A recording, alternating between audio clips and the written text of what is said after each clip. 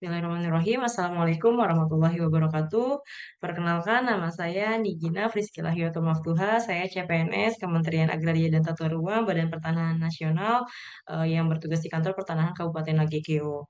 Eh, di gelombang 3, saya peserta latsar di gelombang 3, angkatan 20 di kelompok 1. Pada hari ini saya juga ingin berbagi juga sharing learning journal pada pembelajaran hari ini yang masih membahas peran dia masih membahas kedudukan dan peran PNS untuk mendukung terwujudnya smart governance yang pematerinya itu masih Pak Sukamto. Pada hari ini Pak Sukamto membuka materinya dengan sebuah quote yaitu hidup bukanlah tentang menemukan dirimu sendiri tetapi hidup adalah bagaimana menciptakan dirimu sendiri yang di eh, yang yang di itu kan oleh Pak George Bernard Shaw. Pada hari ini Pak Sukamto menenangkan beberapa eh, materi yaitu bagaimana mekanisme pengelolaan ASN, bagaimana proses manajemen ASN itu mulai dari perencanaan kebutuhannya, rekrutmen dan seleksinya, pengembangan dan pelatihan, evaluasi kinerjanya, promosi dan penghargaan, pensiun dan pemberhentian yang didasarkan oleh kepastian hukum, profesionalitas, akuntabilitas dan sistem merit. Juga Pak Sukamto juga menjelaskan bagaimana perencanaan kebutuhan ASN itu sendiri, dimulai dari analisis jabatan, tugas, tanggung jawab, kompetensi, dan juga pengajuan formasi ke Kementerian PNRB, lalu penyusunan formasi yang kemudian perkiraan jumlah kebutuhan. Baru dibukakan apa namanya perekrutannya. Pak Sukamto juga menjelaskan proses pengadaan ASN itu bagaimana berjalannya proses pengadaan ASN.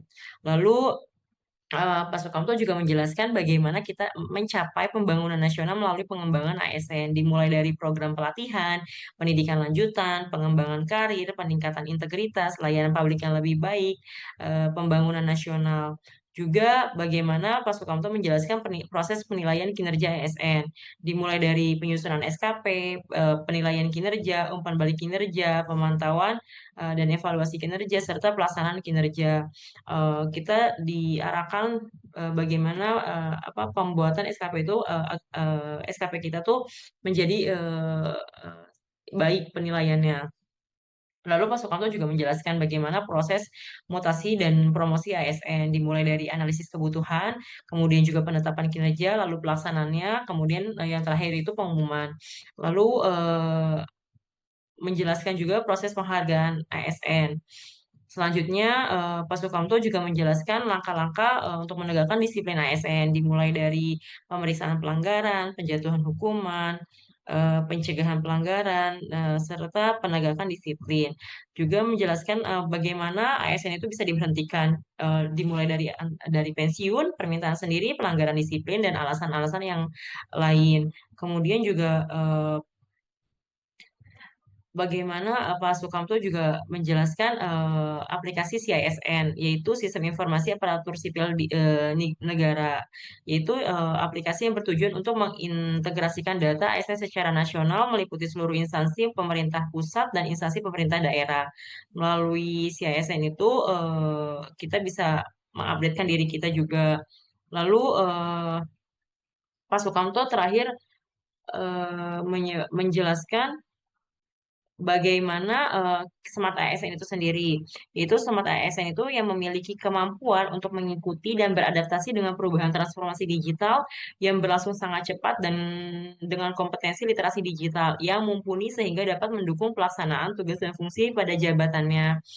Eh, Pada sesi pembelajaran hari ini tuh saya mendapatkan pemahaman yang lebih jelas tentang bagaimana mekanisme manajemen ASN itu berjalan.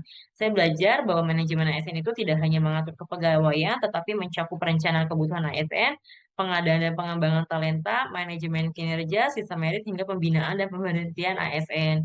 Saya juga mulai memahami bahwa ASN itu dituntut harus profesional, akuntabel, dan mampu memberikan pelayanan publik yang berkualitas. Untuk pembelajaran asinkronusnya itu kita diberikan tugas untuk menentukan tiga isu untuk hari ini itu tugasnya itu dari isu tersebut bagaimana solusi yang untuk solusi untuk si isu tersebut dengan menggunakan fishbone atau menggunakan SWOT atau menggunakan beberapa yang smart ASN.